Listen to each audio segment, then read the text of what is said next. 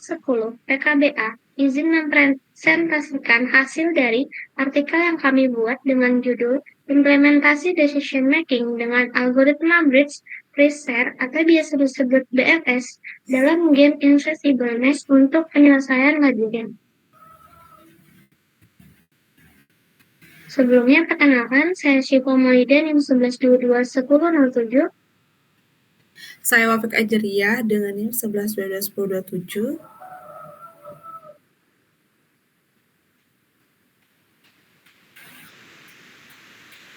Jadi latihan kita kali ini ada 9.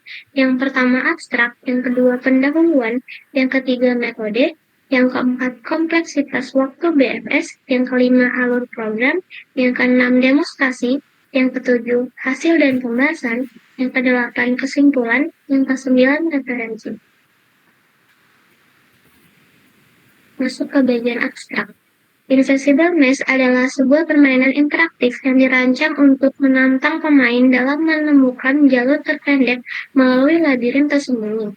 Permainan ini mengintegrasikan algoritma pencarian jalur, lalu algoritma BFS untuk menghasilkan solusi optimal sekaligus menyediakan alat bantu seperti kompas dan jumlah nyawa terbatas bagi pemain.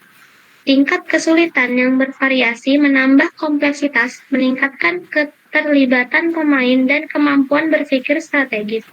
Dengan penerapan BFS, permainan ini memastikan pembuatan rute yang efisien sehingga menciptakan keseimbangan antara aspek permainan dan stimulasi intelektual, serta memberikan pengalaman yang menyenangkan sekaligus menantang secara mental bagi semua kalangan.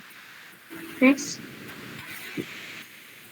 Masuk ke bagian pendahuluan. Jadi perkembangan teknologi digital membawa modernisasi di berbagai media, termasuk dalam permainan game, yang digemari semua kalangan karena melatih pola pikir dalam menghadapi tantangan. Dalam game single player, kecerdasan buatan atau AI berperan penting untuk meningkatkan pengalaman bermain terutama dalam aspek pengambilan keputusan. Game Invisible-Ness mengimplementasikan algoritma BFS untuk mencari jalur terpendek. Pemain harus membuat keputusan strategis seperti memanfaatkan kompas sambil menghadapi tantangan berupa waktu penyelesaian dan keterbatasan nyawa.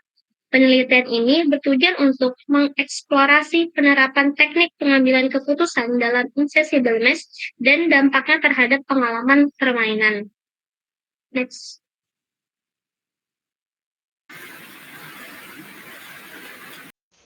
Oke, pada bagian metode, di sini saya akan menjelaskan tentang bagian metode. Jadi, metode pertama yaitu ada metode pengambilan data. Jadi, pengumpulan data dalam penelitian ini dilakukan melalui observasi langsung terhadap jalur yang diambil oleh pemain dalam permainan Invisible-Ness. Data yang diperoleh mencakup parameter labirin seperti ukuran labirin yang bervariasi pada setiap level, yaitu ada 5x5, 7x7, 9x9, dan posisi awal pemain. Tata letak dinding dan jalur bebas pada setiap level dihasilkan menggunakan algoritma recursive backtracking. Selain itu, interaksi pemain juga dicatat seperti langkah yang diambil untuk navigasi, jumlah tabrakan dengan dinding, dan waktu yang dihabiskan untuk menyelesaikan labirin.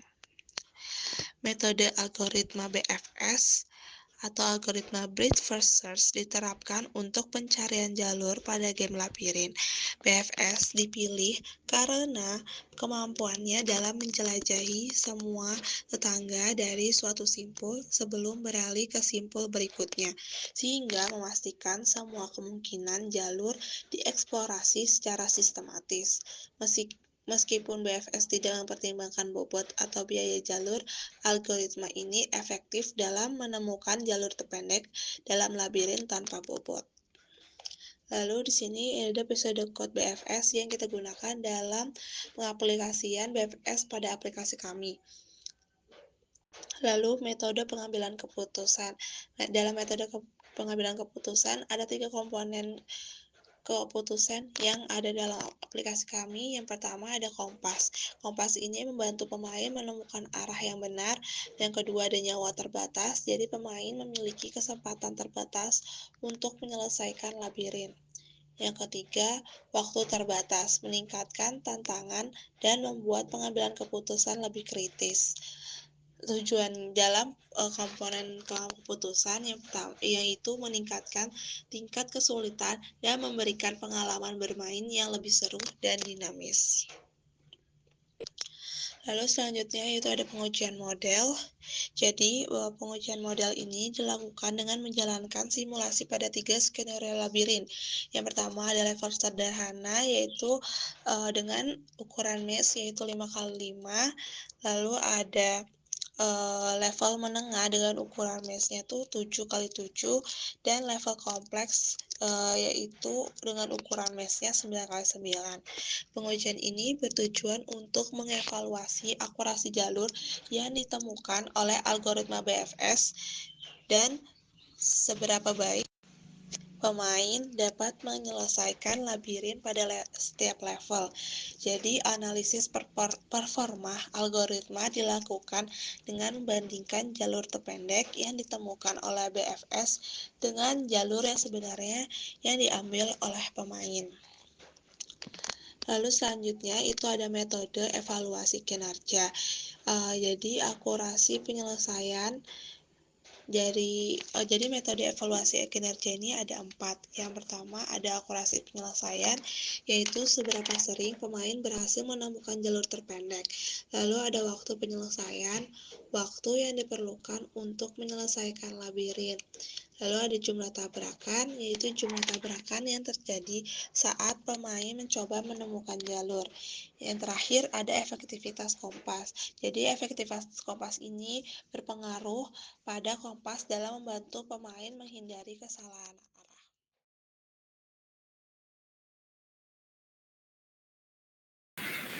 Selanjutnya ada kompleksitas waktu BFS. Jadi kompleksitas waktu algoritma BFS ini menggunakan rumus O dikali V ditambah E. Jadi V-nya ini jumlah simpul nodes dalam labirin. Lalu yang E-nya ini jumlah sisi H yang menghubungkan simpul. Analisis dari BFS ini cocok digunakan untuk labirin dengan jumlah simpul dan sisi yang terbatas, yaitu memungkinkan penyelesaian jalur secara lebih efisien. Selanjutnya ada alur program.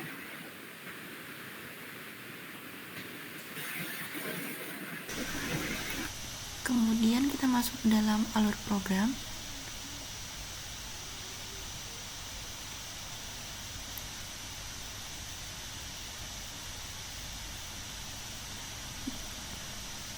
Di sini kita akan mulai inisialisasi labirin. Kemudian setelah dari inisialisasi labirin, kita akan menampilkan labirin ke pemain, di mana pemain dapat melihat labirin atau maze. Kemudian pemain akan memulai perjalanan atau memulai game tersebut, dan lalu dilihat apakah waktu habis. Jika waktunya tidak habis, maka pemain akan menekan tombol kompas, yang mana tombol kompas tersebut akan menunjukkan jarak, menunjukkan jalan menuju garis finish, dimana ketika menekan tombol kompasnya, algoritma BFS akan dimulai. Kemudian akan mengkalkulasi kompleksitas waktu algoritma BFS-nya, lalu dilihat lagi, lalu kemudian akan masuk ke dalam pilihan apakah pemain nabrak dinding atau tidak. Jika iya, maka jumlah nyawanya akan berkurang 1. Kemudian lalu akan dikalkulasi berapa kali pemain menabrak dinding tersebut. Nah, kemudian lanjut ke pilihan apakah nyawa pemain tersebut habis. Jika tidak, maka dia akan kembali lagi melihat apakah waktunya habis atau tidak. Jika nyawa pemain tersebut telah habis, maka game tersebut akan langsung berakhir. Kemudian dilihat kembali apakah pemain tersebut menabrak dinding. Jika tidak, maka pemain akan langsung jika tidak, maka pemain akan langsung mencapai tujuan. Lalu kemudian setelah pemain mencapai tujuan, maka game tersebut akan selesai.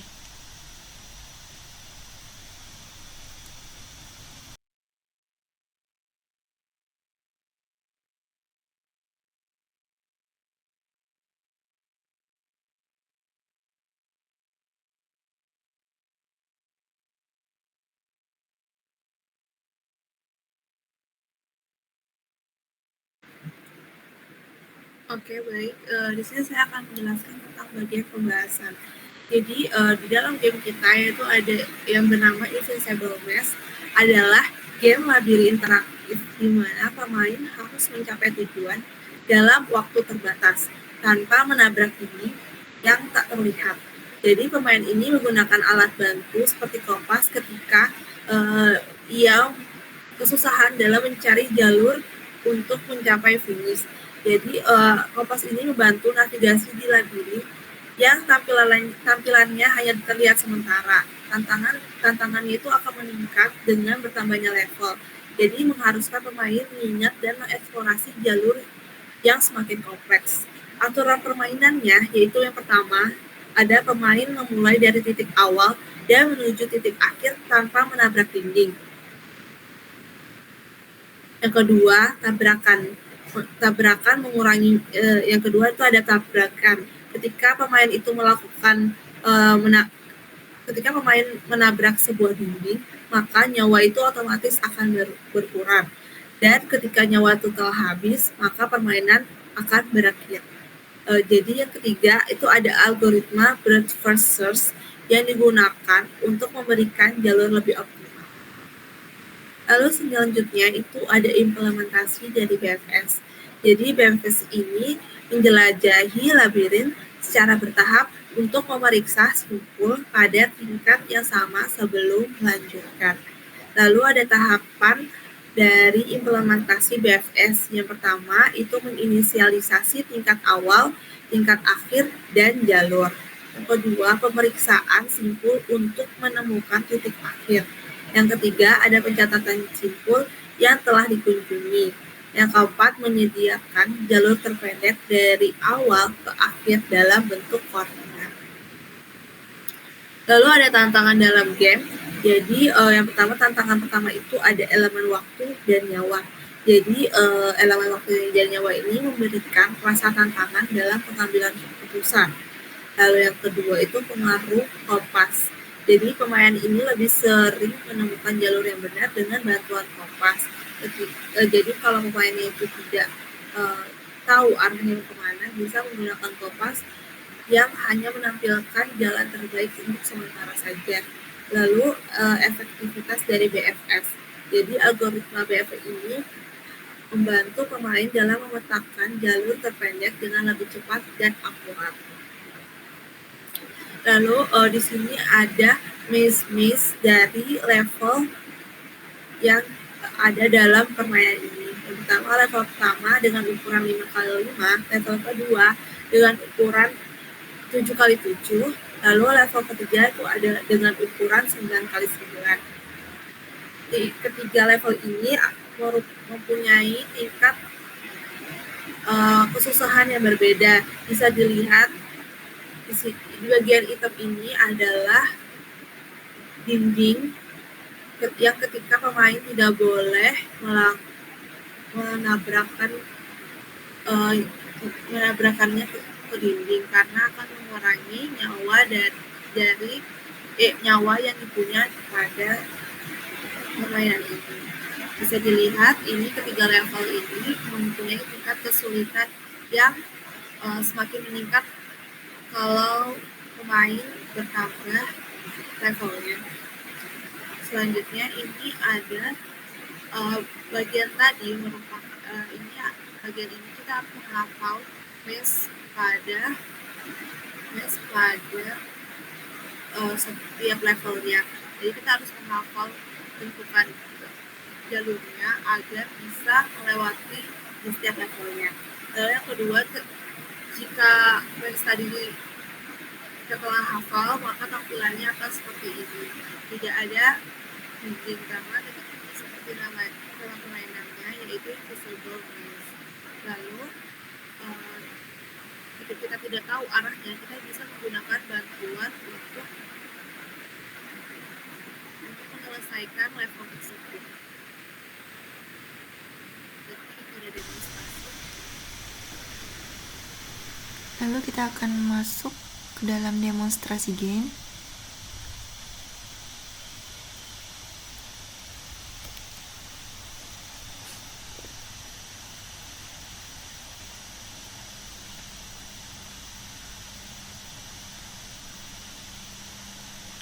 Di sini adalah kode yang telah kami buat sebelumnya, di mana terdapat algoritma BFS yang kami pakai untuk menentukan jalur terbaik untuk pemain dapat sampai ke garis finish. Lalu kita akan merun. Di sini terdapat pemain akan diberikan invisible maze level 1, yang mana kita disuruh untuk mememorize atau mengingat selama 30 detik jalur untuk menuju garis finish.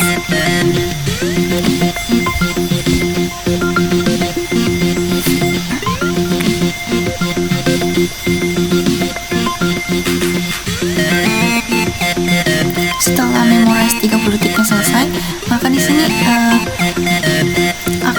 di sini ada terdapat sebuah kompas, di mana kompas ini berisi sebuah algoritma BFS apabila diklik, di mana dia akan membantu pemain untuk menentukan jalurnya.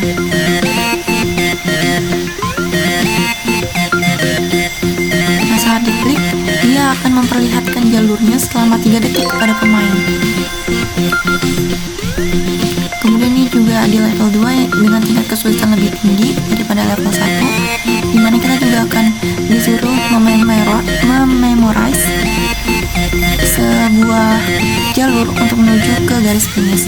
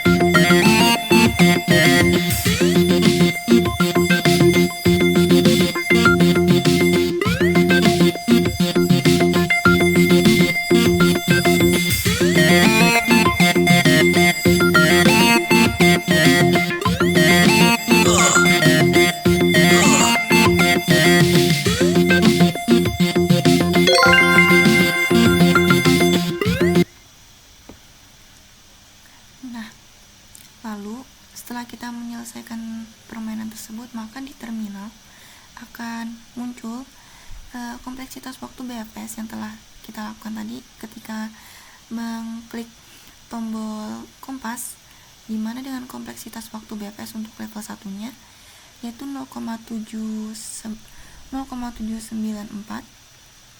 milidetik.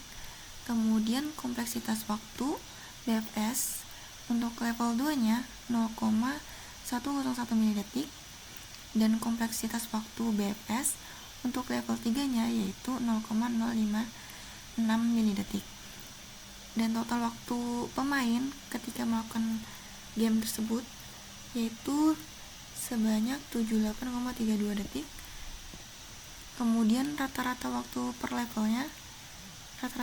level pemain melakukan game tersebut yaitu 26,11 detik, dan total tabrakan atau menabrak dinding yang dilakukan oleh pemain tadi yaitu sebanyak 3, dan total waktu BFS yaitu 0,95 milidetik.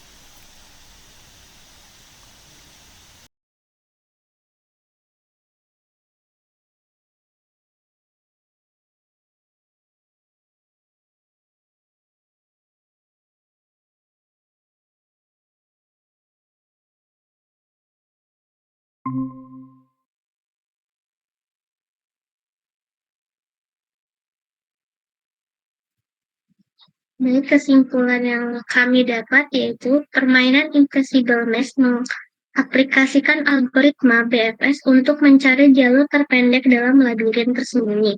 Pendekatan ini memungkinkan pemain untuk menemukan solusi secara efisien sambil menghadapi tantangan seperti waktu dan potensi tabrakan. Dengan memanfaatkan algoritma pencarian yang terstruktur, permainan ini tidak hanya meningkatkan keterampilan navigasi, tetapi juga memberikan pengalaman yang menantang dan menarik bagi pemain. Game ini berhasil menggabungkan logika pemrograman dengan elemen hiburan interaktif. Berikut referensi yang kami gunakan. Sekian presentasi dari kami, kurang lebihnya mohon maaf. Wassalamualaikum warahmatullahi wabarakatuh.